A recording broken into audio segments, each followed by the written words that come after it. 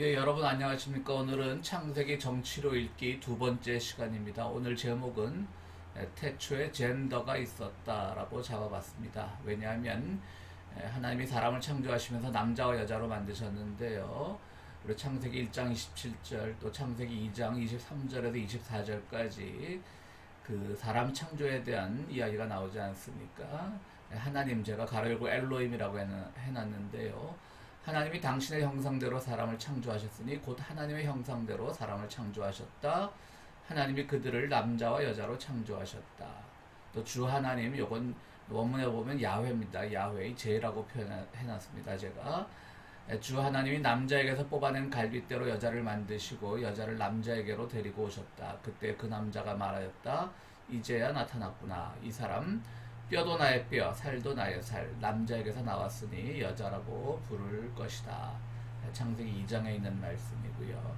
여기 제가 이 또 J, 야훼, 엘롬 이렇게 표현하는 것은 뭐 우리 교인들은 다 아시겠지만 창세기부터 신명기까지 모세 오경은요 5권의 책으로 되어 있는 율법서이고 토라라고도 부르죠. 우리는 그래서 또 모세 오경이라고 하는 이유는 그 쓴 사람이 모세이기 때문에 모세 오경이라고 부릅니다. 그러나 성서학자들의 연구에 따르면 뭐 모세의 제자들일 수도 있고 모세 학파일 수도 있지만 어쨌든 모세 한 사람의 저작이 아니라 J, E, D, P라고 하는 4명의 문서 작성군들이 있었다. 그들에 의해서 작성된 문서들이 나중에 포로기 이후에 지금의 토라의 형태로 재편집되면서 각각의 그 문서들이 각각의 그 오경에 들어가면서 이렇게 재배치가 되었다라고 하는 것이 신학계에서 받아들여지는, 뭐 어떤 학문이든 다 100% 정설은 있을 수 없겠지만요. 지금 학계에서는 정설로 받아들여지는 내용입니다. 뭐 지금 학계라고도 할 수 없죠. 벌써 이것이 나온 지가 거의 100여 년이 다 돼가는 이론이니까요. 그래서 모세오경, 즉 토라는 4문서에 의해서 되었다라고 하는 것이죠. 제2문서는 야훼, 제호바, 영어식으로 하면 J로 시작하니까 하나님의 명칭을 야훼라고 써서 제호바라고 써서 제2문서라고 부르고요. 또 이 문서는 하나님의 명칭을 엘로힘이라고 써서 이 문서라고 부릅니다. D 문서는 요시아 임금 때 우리가 종교개혁을 하지 않습니까? 예루살렘 성전에서 율법책이 발견됩니다. 열왕기하 22장 이하에 나오는데요. 그때 발견되는 것이 신명기 문서입니다. 신명기, 듀트로노미눔, 영어로 하면 듀트로노미죠. 그래서 앞자 D를 따서 D 문서라고 합니다. 여기서 야훼와 엘로힘, 하나님의 명칭이 다 사용되고 있고요. P 문서, 프리스트, 즉 제사장에 관계된, 제사장의 그 의례에 관계된 문서들을 또 피문서라고 합니다. 주로 이것은 이제 레위기에 많이 포함되어 있겠죠. 이렇게 해서 창세기, 출애굽기, 레위기, 민수기, 신명기가 형성이 되었다라고 하는 것이 사문서설입니다. 제가 한국 감리교에서 나온 도표를 하나 따왔는데요. 이 도표에 따르면 좀 상세하게 우리가 이해할 수가 있게 되겠습니다. 제2문서, 2문서, P문서, D문서, 하나님의 명칭 야훼, 엘로힘, 또 엘로힘, 또 하나님의 성품이 인격적이고 좀 P문서에서 냉담, 아마도 제사를 드리다 보니까 냉담하게 되겠죠. 또 관심의 초점은 유다 왕국 입장. 제가 말씀드렸듯이 포로기 이후에 편집되는 과정에서 이제 그 모세 오경으로 재편집이 되었기 때문에 유다 왕국의 입장, 이 문서는 북이스라엘 입장, 또 P문서는 아론 지파 입장, 또 D문서는 주로 율법에 관계된 것이기 때문에 하나님에 대한 복종, 이렇게 되어 있습니다. 관심 인물은 유다와 다윗이고요. 이 문서에서는 모세, 요셉, 에브라임, 또 이런 사람들이 주인공처럼 활동을 하고 있습니다. 기록 시기는 이건 정확하지 않지만 기원전 한 1000년에서 722년 사이에 쓰여진 것으로 보여지고요. 또 이 문서도 뭐 비슷한 겁니다. 쓴 사람은 아마도 레위족 제사장계가 아니었겠는가, 또 P문서는 아론계가 아니었겠는가, 이렇게 추정을 하고 있습니다. 이 도표는 감리교 교육마당이라고 하는 한국 감리교에서 운영하는 웹사이트에서 나왔습니다. 이 문서에 따르면 아까 제가 처음에 그 창세기 1장에 나온 말씀했는데요. 남자와 여자로 창조하시고 한 것처럼 남녀는 평등하게 창조되었고요. 제1문서에 따르면 여성은 남성에게 예속된 존재로 묘사됩니다. 그래서 이제 갈비뼈 잘 아시죠? 남자의 갈비뼈를 뽑아서, 아담의 갈비뼈를 뽑아서 하와를 만들었다는 것이죠. 이것은 사실 신화적 표현에 지나지 않는 것입니다. 그런데 이것으로 여성을 남성의 예속된 존재로 보는 그 으스대는 남성성이 얼마나 우습습니까? 제가 이 강의를 준비하면서 주로 참고로 했던 사람은 이반 일리치입니다. 아주 특이한 사람인데요. 이제 쭉 여러분들이 이 도표, 이 화면을 보시면 참고로 하시고요. 어쨌든 크로아티계 유대인이고요. 그런데 유대인 가정에서 자랐지만 카톨릭 신부가 됐습니다. 무려 12개 언어를 할 줄 알았고요. 미국으로 건너가서 푸에르토리코 교구에서 일을 합니다. 그러니까 가난한 미국령이죠. 가난한 미국령에서 일을 하면서 이제 중남미의 모순적인 사회 제도를 직면하게 되었고, 또 그 모순에는 교회, 그러니까 가톨릭 교회를 말하는 것이죠. 교회도 일정 부분 책임이 있다라고 하면서 이제 해방 신학에 대한 입장을 내걸면서 됩니다. 그래서 이제 교황청과 마찰을 빚게 되고요. 그래서 모든 사제직을 그만두고 있습니다. 그는 근데 한쪽 뺨에 이제 커다란 혹이 자라는데요. 그 혹을 대부분의 이제 그를 아끼는 사람들이 뭐 천재니까요. 그 혹을 수술을 받아라. 그런데 이분은 또 그 수술을 거부하고요.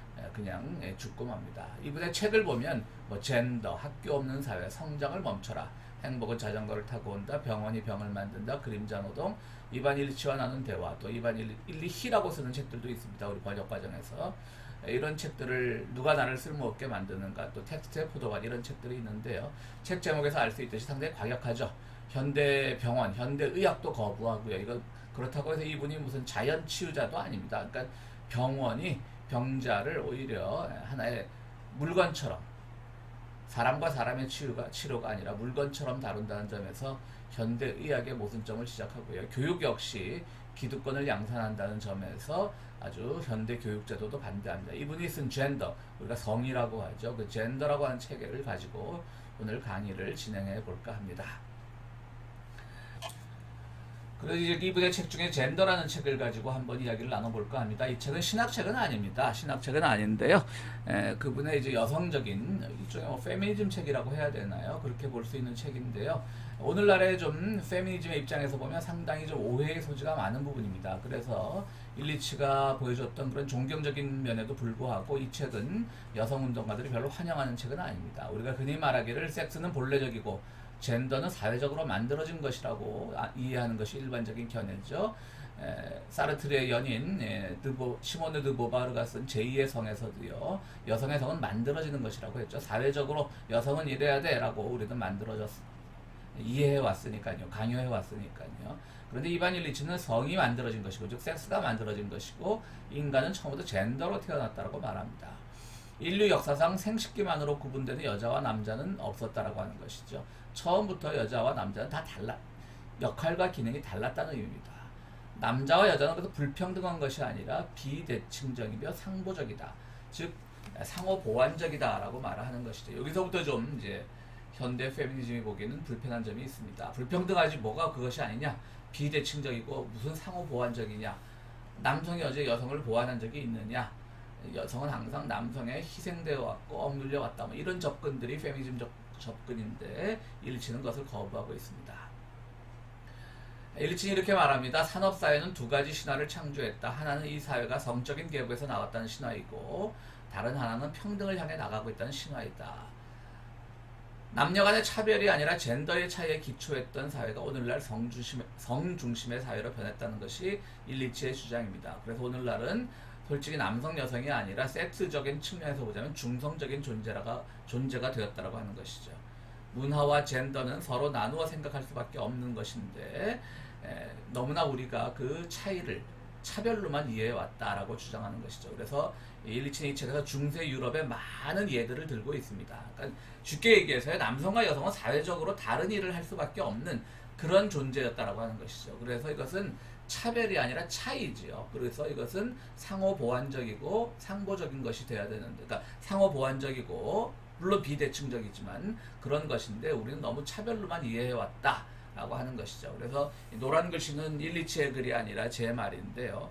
그래서 우리가 성서 보면 이제 페미니스트들이 보기에는 그 성서가 너무 성차별적으로 쓰였다라고 이제 얘기하는데, 그것이 틀린 말은 물론 아니죠. 그러나 성경만이 성차별이 원흉이 될 수는 없다라고 하는 것이 제 주장이고요. 실제로 이제 일리치가 들어놓은 수많은 예들을 보면 유럽 사회에서 남녀의 그 차별적인, 그러니까 차이가 나는 서로 비대칭적인 그 모습들을 보면 이것은 오래된 전통이다라고 이렇게 짐작할 수가 있습니다. 혹자는 이렇게 말할지도 모르겠습니다. 유럽 사회라고 하는 것이 기독교 사회인데 결국 기독교의 그런 차별적인 것들이 유럽 사회를 만들어낸 것이 아니겠는가 라고 말할 수도 있겠죠. 물론 그런 면도 있을 수 있습니다. 그러나 제가 보기에는 유럽이 기독교가 공인되기 이전에 유럽은 없었으니까 그날의 어떤 민속이나 문화 이런 것들은 이미 기독교 이전에 형성된 것들이 많을 텐데요. 그것에서 이미 어떤 비대칭적인 것이 나왔다고 하는 것입니다.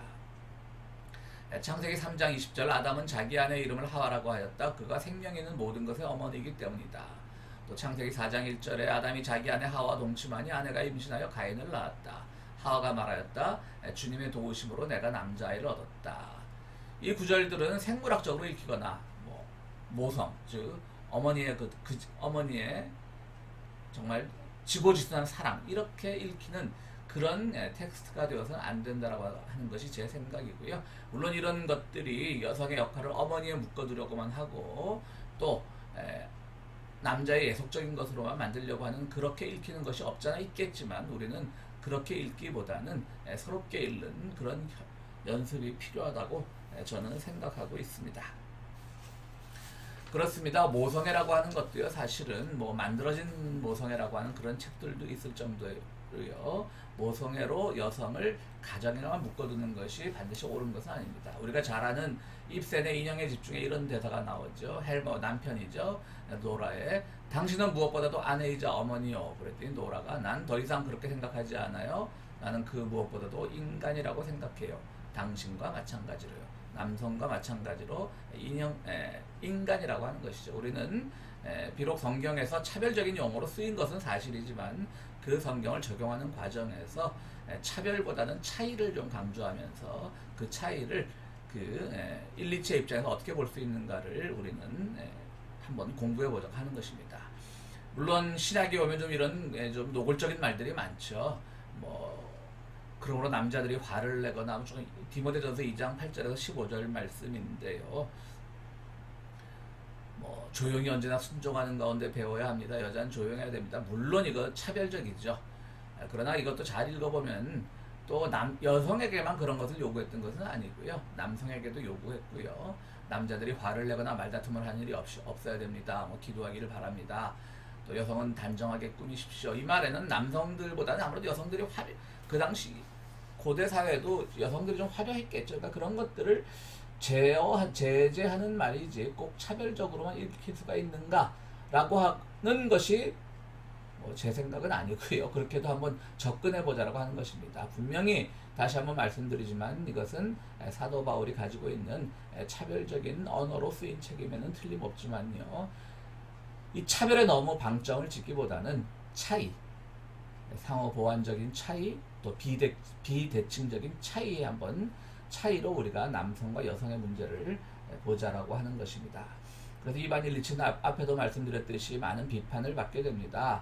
야, 너무 당신은 어떤 남녀의 평등보다는 차이라는 이름으로 그것을 미화시켜서 너무나 차별을 무시하는 것 아니냐. 그래서 많은 이제 현대 여성운동가들이 비판을 하고 있죠. 의료, 교육, 경제 등에 대한 그의 급진적인 사상에는 동조자가 많지만요. 젠더론에는 많은 비판들이 따릅니다. 그런데 다행인 것은 최근에 생태 페미니즘, 에코 페미니즘이라고 하죠. 자연과 페미니즘을 연결시키는 시도인데요. 에코 페미니즘 진영에서는 이 일리치의 사상을 다시 소환해내고 있습니다.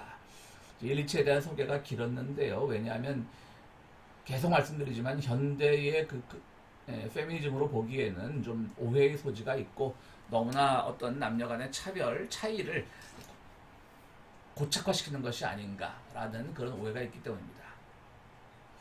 상호보완성과 비대칭의 원리는 다시 한번 말씀드리면 무슨 뜻이냐면요. 어느 문화에서나 젠더 사이에는 뚜렷한 경계가 있어서 함부로 침범할 수 없고 남녀는 서로 상대방의 젠더적 영역을 인정하고요. 또 젠더 경계는 모두 달랐고 그 덕분에 공동체들은 독특한 문화를 영위할 수 있었습니다. 농사도구도 서로 달랐으며 걸음걸이조차 달랐다라고 하는 것이죠. 이런 구분된 젠더성들이 상보적 역할을 하면서 공동의 생존을 가능케 했고 거기에는 어떤 우열도 없었다라고 하는 것입니다. 그 젠더라고 하는 책에 나오는 어떤 내용을 잠깐 소개해 드리도록 하겠습니다. 프랑스 시골에서 어떤 시골에서 내려오는 전통인데요.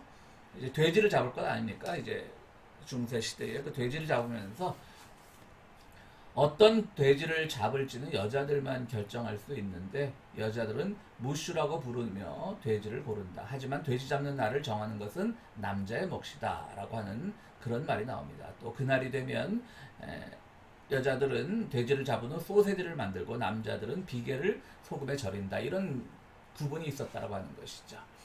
그래서 이제 다시 일리치 얘기입니다. 도무스라고 하는 말이 있는데요. 하우스를 대신하는 의미입니다. 젠더의 고유성이 존중되던 가정 공동체죠. 경제를 이끌어가던 주체는 개인이 아닌 도무스. 그러니까 도무스 안에서는 젠더들이 각각의 역할을 다 하면서 하나의 도무스를 이뤘다고 하는 것이죠. 근데 12세기 이후에 교회의 역량으로 부부가 강조되면서 부부가 경제 행위의 기초 단위가 되고요. 잉여 생산물 이제 뭐 더 많이 일들 하니까 좀 남는 장사를 하는 거죠. 잉여 생산물이 많습니다. 그래서 증가를 하면 예전에는 모든 공동체적으로 이렇게 그 혜택을 나눴지만 이제 가정이라고 하는 것으로 우리 집 잘 살아야지, 우리 집 잘 먹어야지 하라고 하는 그런 혜택의 범위가 가정으로 부부로 축소된다고 하는 것이죠. 제가 집가짜를 써놨는데요. 이게 도무스가 이런 것이 아닐까. 지붕 밑에 돼지도 사람도 다 같이 산다는 거죠. 지붕이 있고 밑에 돼지 돈자가 있지 않습니까? 그런 것처럼 중세는 도무스가 하우스, 홈보다는 더 강한 의미였는데 12세기 이후에 교회의 입김이 세워지면서 부부, 뭐 가정 이렇게 되면서 오히려 경제적으로 사람들이 함께 나누는 그런 도무스적 특징이 없어졌다고 하는 것이죠. 그래서 남녀 차별이 생겼다고 하는 겁니다. 그래서 근대 이후 여성의 평등권은 강조되지만 이것은 여성의 노동력을 값싸게 이용하기 위한 술책에 지나지 않는다라고 하는 것이죠. 점점 사람들이 어떤 욕심이 생기게 되다 보니까 더 많은 일을 하게 되고요. 이제 노동력이 딸리게 되는 것이죠. 그리고 그 많은 일들이 또 어떻게 됩니까? 세금으로 또 징수가 되죠. 국가라고 하는 국가 공동체는 또 폭력적으로 세금을 걷어갑니다. 뭐 지금은 걷어간 세금이 사회복지라는 차원으로 쓰이기도 하지만 중세 때는 그러지 않았죠. 계속 악순환이 되는 겁니다. 여성의 노동력이 필요한 겁니다. 예전에 여성의 젠더적 특징으로 하던 그런 노동이 아니라 남성과 똑같은 노동을 하도록 강요되는 것이죠.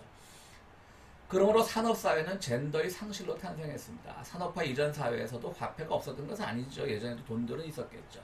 그러나 물물교환 성격이 강했는데요.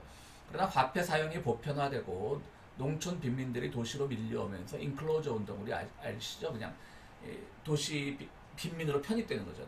농촌에 할 일이 없어지다 보니까 농민들이 도시 빈민으로 편입되면서 그런 인클로저 운동이 일어나면서 임금이 생계 유지의 수단으로 바뀌게 되었습니다. 그러니까 여성의 고유적인 특징, 남성의 고유적인 특징이 하나의 도무스를 이루어서 하우스보다 더 보편적인 의미의 도무스를 이루어서 서로의 그 젠더적 특징이 존중받는 사회가 임금 사회, 화폐 사회로 바뀌면서 이제는 그 안에서의 어떤 서로가 서로를 돕고 서로가 서로를 인정하고 서로가 서로를 보완하는 그런 사회는 없어지고 오로지 생계 유지만을 위해서 모든 것이 인정되고 영위되는 그런 사회로 바뀌게 되었다라고 하는 것이 일리치의 주장인 것입니다.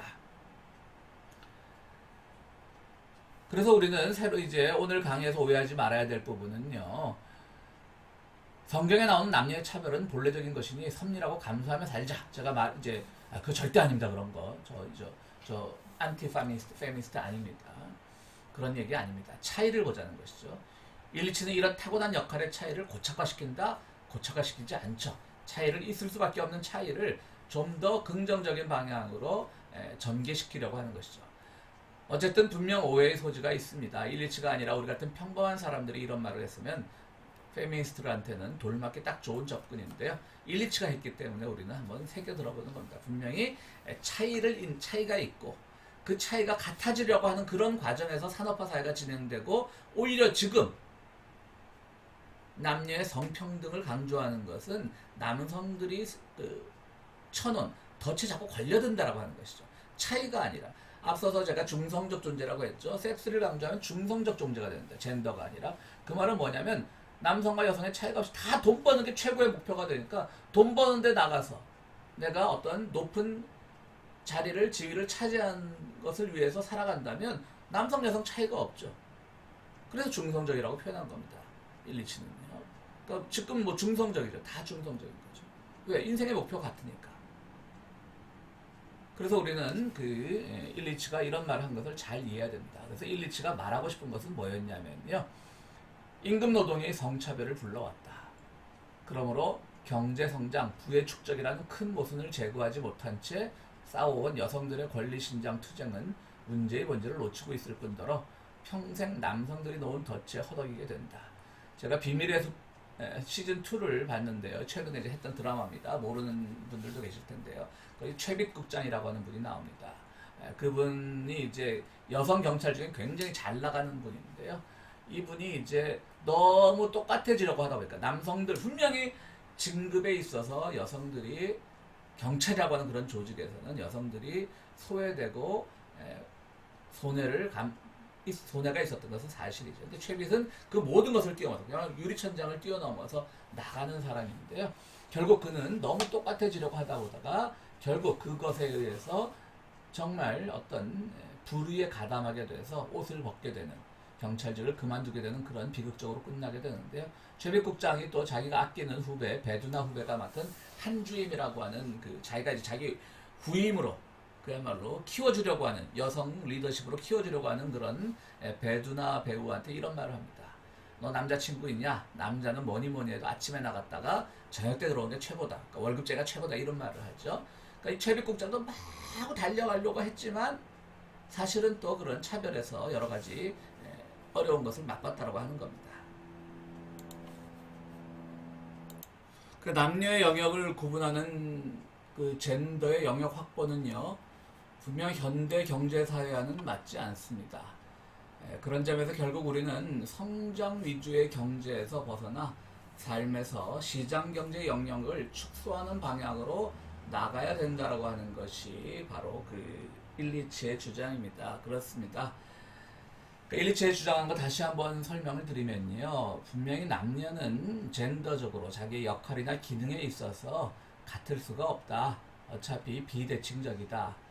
그런데 근대 사회가 되면서 모두가 임금 노동에 종사하게 되면서 오히려 여성들의 그 차이는 없어지고 차별만을 불러왔다. 그러나 현대 페미니즘 운동은 이런 어떤 거대한 모순을 보지 못하고 무조건 임금 노동 혹은 사회적 지위에 있어서 똑같은 것만을 똑같이 벌고 똑같은 지위에 오르려는 것을 바로 남녀의 그 평등이라고 이해하면서 오히려 그들의 삶은 더 팍팍해지고 어려워진 것이 아니냐 이렇게 얘기를 하고 있는 겁니다.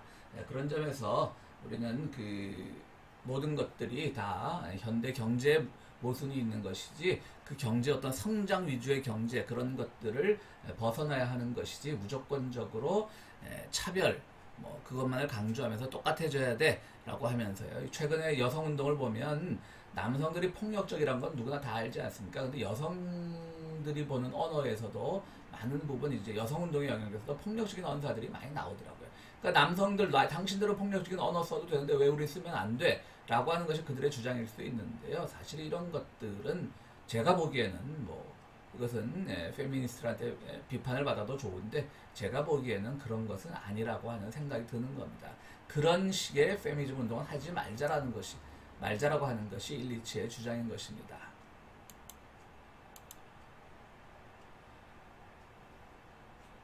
그래서요, 일리치는 젠더에서 생명나무 열매를 먹지 말라는 성경 구절만 인용합니다.